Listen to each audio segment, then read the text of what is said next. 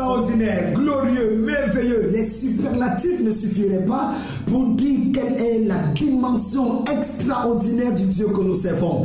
Il est l'alpha et l'oméga, le premier, le dernier, le commencement et la fin. Son nom, c'est Jésus-Christ de Nazareth. Celui qui ouvre et personne ne peut fermer. Celui qui ferme et personne ne peut ouvrir. Mesdames, Mesdemoiselles, Messieurs, frères et sœurs dans le Seigneur, chers amis téléspectateurs, salut. Je suis le Bishop Dieudonné Kamdem. Depuis Abidjan, ici en Côte d'Ivoire, je vous transmets les salutations à partir de notre émission favorite, Dunamis. C'est tous les jeudis à partir de 17h30, les vendredis à 17h et les dimanches à partir de 5h30 du matin, nous célébrons Dieu, bien sûr, l'heure de la Côte d'Ivoire. Je reste convaincu que le ciel qui a commencé en vous en début d'année, cette œuvre excellente le fera avant la fin de cette année. Merci à ceux qui nous suivent et nous appellent constamment sur les numéros que vous voyez. Vous nous appelez depuis le Gabon. Oh, le Gabon, ils sont nombreux, merveilleux, tous ces fils et ces filles merveilleux du Gabon qui font un travail remarquable en nous appelant. Nous croyons Dieu pour un réveil authentique au Gabon. Nous croyons Dieu que notre présence au Gabon dans les jours qui viennent apportera certainement quelque chose de nouveau. À tous les pères du Gabon, salut. Salut également à ceux qui sont du Congo Kinshasa. Vous êtes de plus en plus nombreux à nous appeler à partir du Congo et vous souhaitez même nous avoir là-bas. Eh bien, entrez en contact avec mon équipe et c'est avec beaucoup de joie que nous viendrons. Vous êtes également au Tchad, au Bénin, vous nous suivez à partir de la France, de la Suisse. Nous sommes contents de vous avoir. Il faut noter que le plus grand rendez-vous de cette fin d'année, c'est du 8 au 12 novembre, ici à Abidjan. Nous allons recevoir dans une saison de camp prophétique un moment extraordinaire de rafraîchissement spirituel pour entrer dans une nouvelle dimension avec Dieu. Inscrivez-vous dès à présent, on vous envoie la lettre d'invitation pour ce camp prophétique. Ça vous donne le temps de vous préparer afin de venir. Il faut dire que tous ceux qui viennent de l'étranger seront logés et seront nourris pour ceux qui ne le peuvent pas bien sûr. Mais si vous pouvez prendre soin de vous, gloire à Dieu. Soyez bénis et nous allons aller à la parole de Dieu. S'il te plaît, avant qu'on ne commence avec la parole, est-ce que tu peux appeler ton ami, appeler un frère, une soeur, un prophète, un homme de Dieu et lui dire, capte-toi et écoute ce que cet homme de Dieu va dire. Derrière ces ponctuations, nous nous prenons. Le mensonge sur lequel l'église n'a rien à voir avec le monde. On a formé l'église pour l'église au lieu de former l'église pour le monde. On a formé l'église. On a appris aux gens à chanter dans la chorale. On a appris aux gens à faire l'intercession. On a appris aux gens à prier, à danser les danses spirituelles. On a appris à s'habiller comme les anges du ciel alors qu'on est encore sur la terre. On les préparait l'église pour l'église au lieu de préparer l'église. C'est pour ça qu'aujourd'hui, la plupart des chrétiens, quand ils sont de l'église, ils vont devant un pour le travail. Ils sont déphasés. Ils sont devant Facebook. Ils sont déphasés. Ils sont dans les réseaux sociaux déphasés, le monde des artistes déphasés, ils sont perdus. Un jeune fils comme KS Boom invite les artistes mondains et il commence à chanter, ça devient une catastrophe dans le corps de Christ parce qu'on a préparé l'église pour l'église et non pour le monde. Or, c'est qu'ils ne savent pas que Daniel qu'il prêche a passé son temps dans les réunions avec les gens du monde, les sorciers, les magiciens et les satrapes. C'est qu'ils ne savent pas que le Jésus qui prêche passait le temps avec les gens du monde. Regardez notre mentalité, on est perdu, on se noie alors qu'on n'a pas d'eau. Ils nous ont menti. Ils ont dit que l'église est en compétition avec le monde. On n'est pas en compétition avec le monde. On n'est même pas ennemi du monde. Mon ami, le monde que Dieu dit de ne pas aimer, ce n'est pas le même monde que tu parles. Il dit, Dieu a tant aimé le monde. Pour aimer le monde, il faut aller dans la dimension de Dieu. Si tu es encore humain, n'aime pas le monde, ça va t'avaler. Il n'y a qu'un Dieu pour aimer le monde. Parce que le monde ne peut pas l'avaler car il va transformer le monde. On a appris les gens à prier, louer, crier alléluia. Mais on ne les a pas appris comment influencer la société. Nous avons tout fait pour sectariser le monde, pour sectariser l'église et non pousser l'église à révolutionner le monde. Pourtant le maître a dit, vous êtes le sel de la terre. Vous êtes la lumière du monde. N'a-t-il pas dit à son père, je ne te prie pas de les ôter du monde, mais de les préserver du monde. Parce qu'ils doivent influencer le monde, parce qu'ils doivent affecter le monde. C'est la raison pour laquelle tout chrétien, pasteur, bishop, prophète qui prie pour aller au ciel est un regarde, il ira en enfer. Personne n'a le droit de prier pour aller au ciel. Seigneur, amène-moi au ciel. Ouh, jusqu'à quand? Pardon, amène-moi au ciel. Chacun le dit à Dieu qu'il est idiot pour te laisser sur la terre. Quand ta mission sera finie, tu n'as pas besoin de prier. Il va te prendre. Tu n'as même pas fait, tu ne connais même pas encore le but de ta vie. Un déserteur et tous les déserteurs, on les attrape. On fait quoi? On les exécute. Un déserteur. Tu as peur du monde. Mais papa, il y a trop de sorciers. Les Rosicruciens. C'est le bon endroit. Tu veux t'entourer de qui? Des anges? Bien-aimés dans le Seigneur, salut. Dans la vie, il y a des injustices qui doivent être corrigées.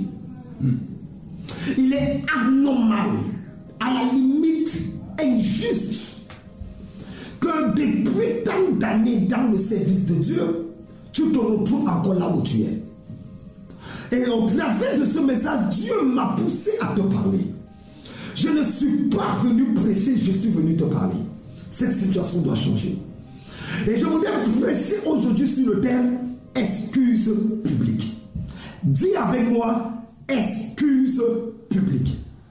Actes des Apôtres, le chapitre 16, le verset 35, sera la base du message que Dieu veut nous transmettre et de la conversation prophético-apostolique que nous devons tenir.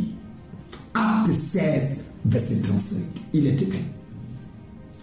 Quand le jour arriva, les magistrats envoyèrent les lecteurs pour dire au geôlier, relâche ces hommes.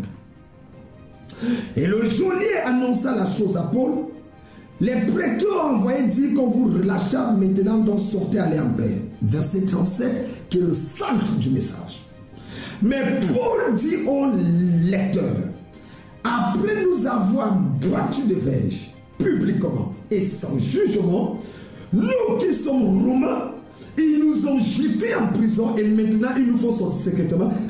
Il n'en sera pas ici. Qu'ils viennent eux-mêmes nous mettre en liberté. Dites avec moi, excuse publique.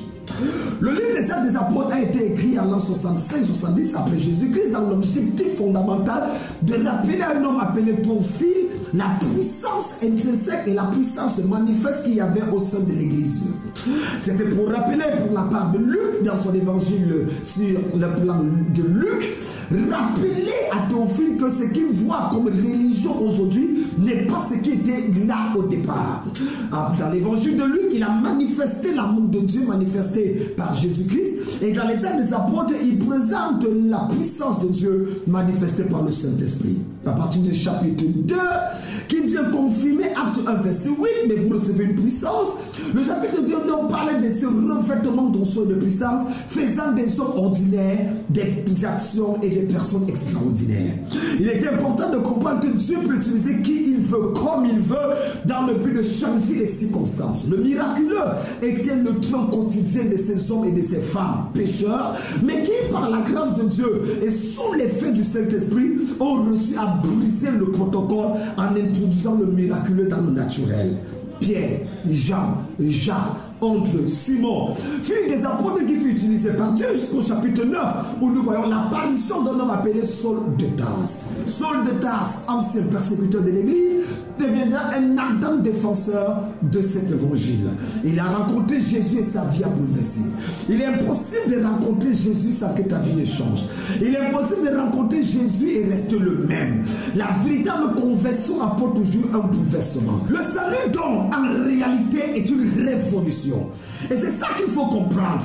Les Actes des Apôtres donc viennent exactement au travers de l'apôtre Paul introduire une nouvelle dimension de la présence et de la puissance de Dieu et une conduite apostolique de l'œuvre missionnaire. Actes chapitre 16, puisqu'il s'agit de ce chapitre, parle de l'introduction de l'évangile en Europe. Dans Actes chapitre 8, l'évangile est en Afrique. Dans Actes chapitre 16, l'évangile est en Europe.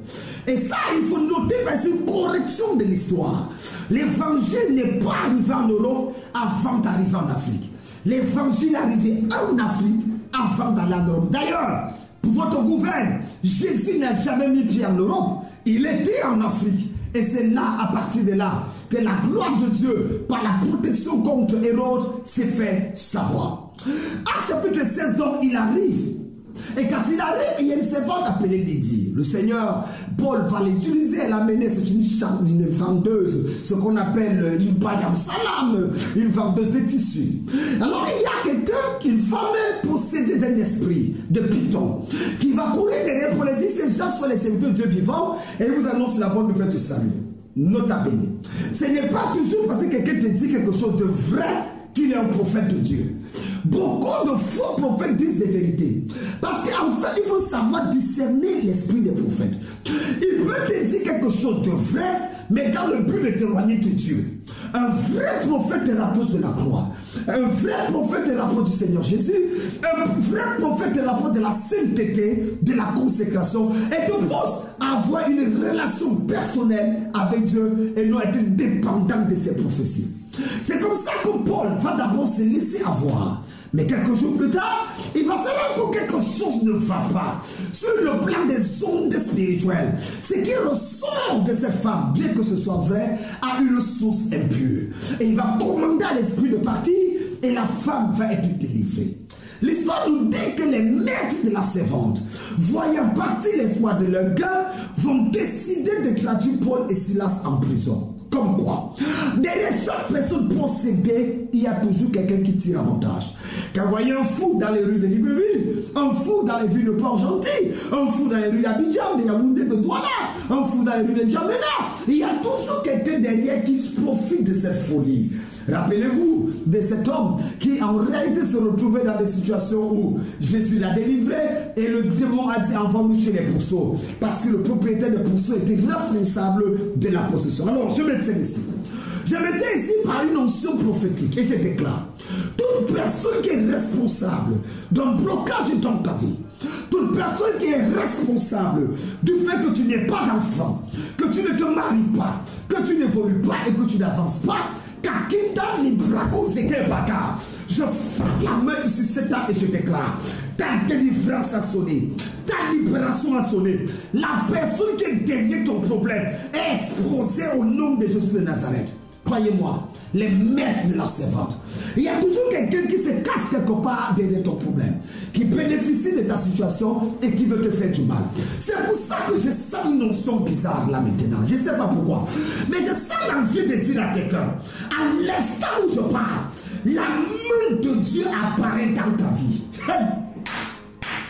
À l'instant où je parle, là où on a bloqué ta vie, là on a dit tu ne peux rien, tu ne seras rien. S'il y a un Dieu au ciel, à l'instant où je parle, l'abrato que s'il y a, peu importe la vie, le pays où tu m'écoutes, je libère l'onction là-bas, je libère la puissance là-bas, que le Saint-Esprit et les anges de guerre se déplacent chez toi et commencent à travailler pour renverser les hôtels diaboliques, pour détruire les forteresses mystiques qui t'empêchent d'évoluer. Appelle.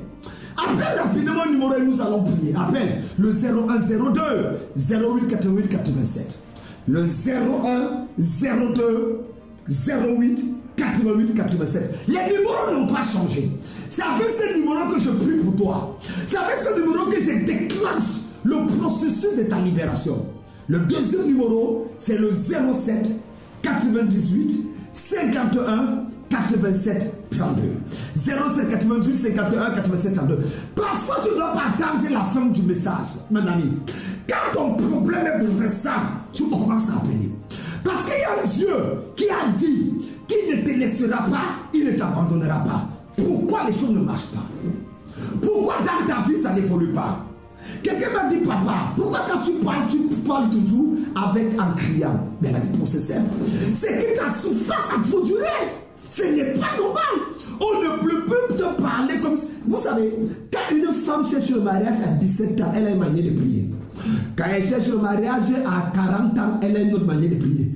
Quand à 5 ans, elle cherche le mariage, sa prière change. Vous ne pouvez pas avoir 40 ans dans une souffrance et vous priez comme quelqu'un qui n'a que 17 ans. Mais attention!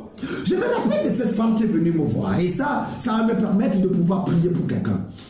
Il s'agit d'une femme, en fait, qui était venue à l'église, dans notre église espionnée.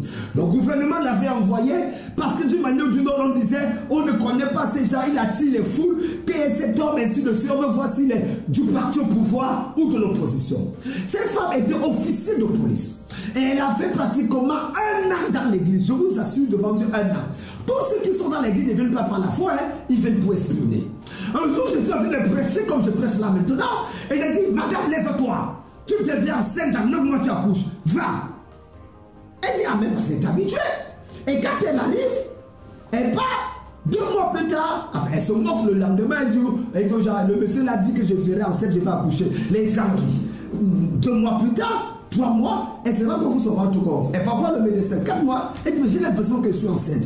Le médecin commence à pleurer. Il dit, c'est pas possible. Il dit, pourquoi? Il dit, madame, je te suis depuis pratiquement 8 ans.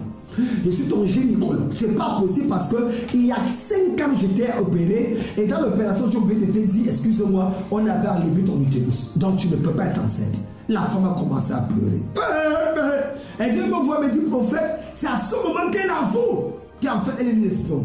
Mais elle dit que pour la première fois, elle pensait que ça devait changer. J'ai dit, madame, est-ce que j'ai dit reçois l'utérus? Elle me dit non.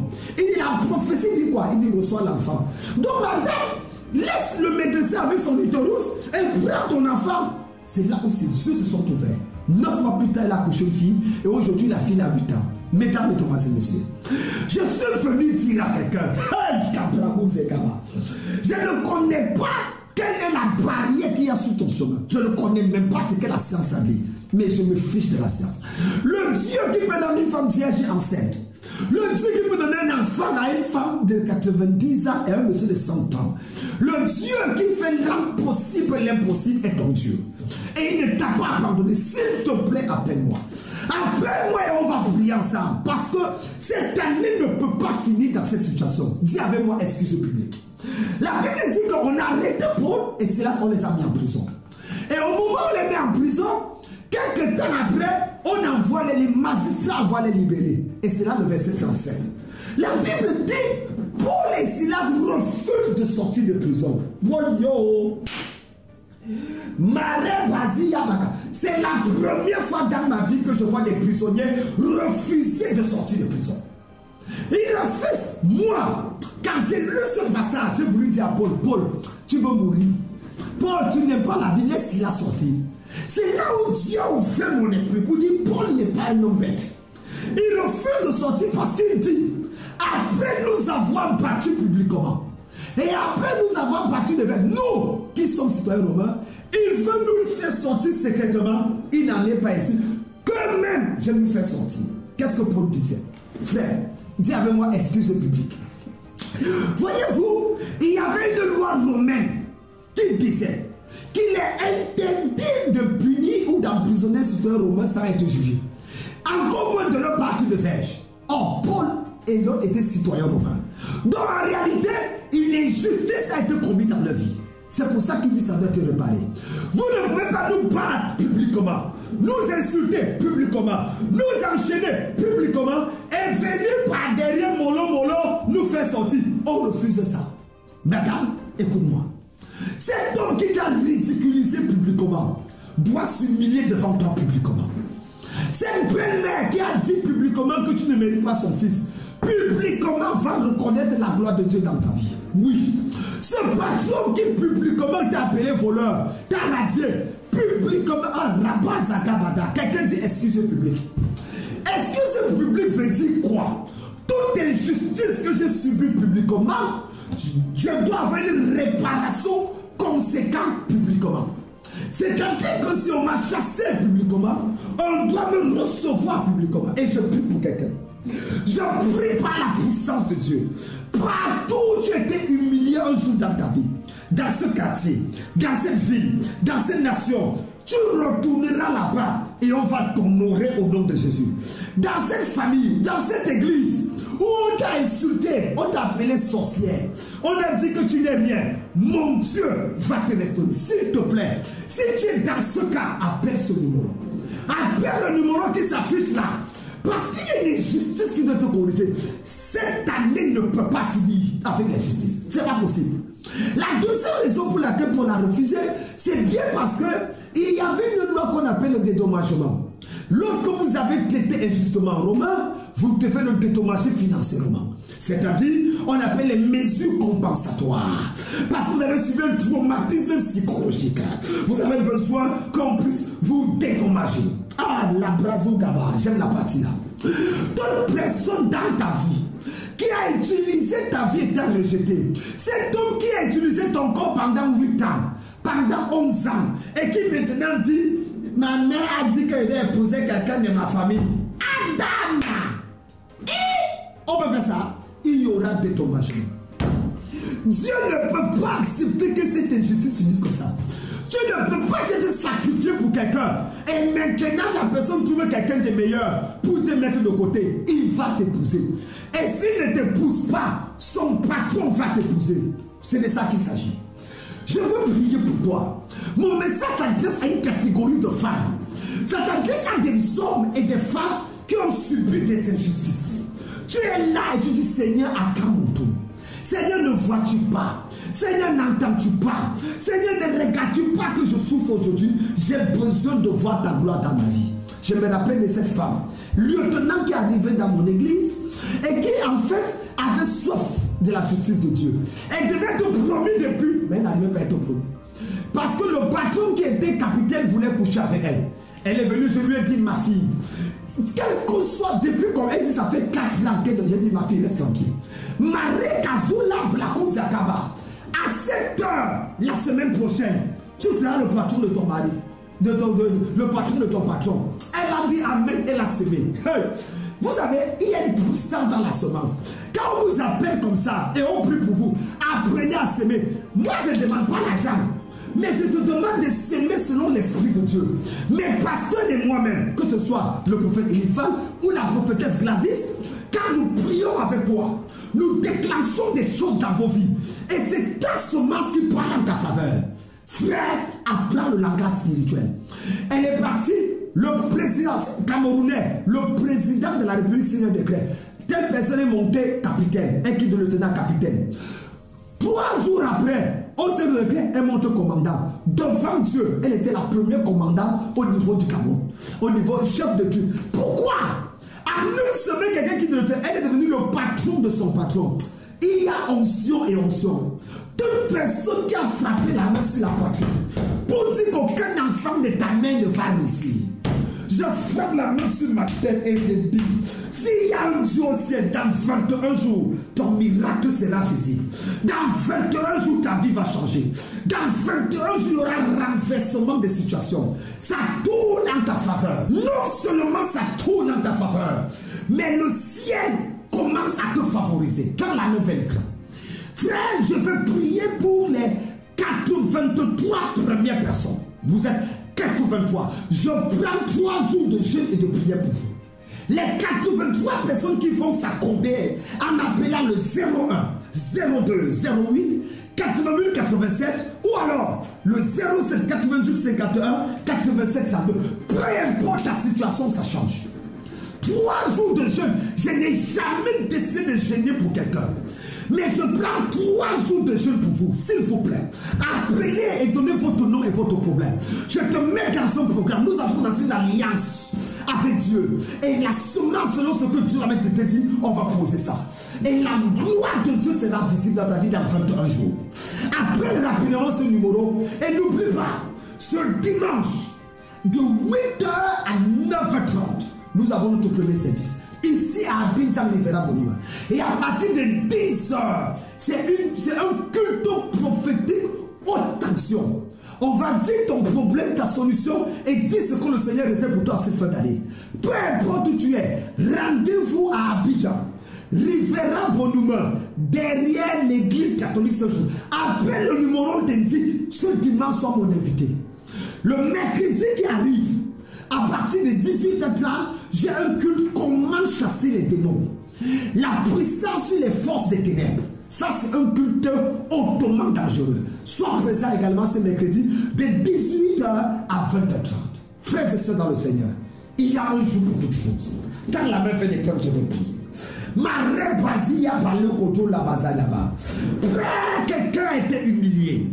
Père, quelqu'un a été rejeté.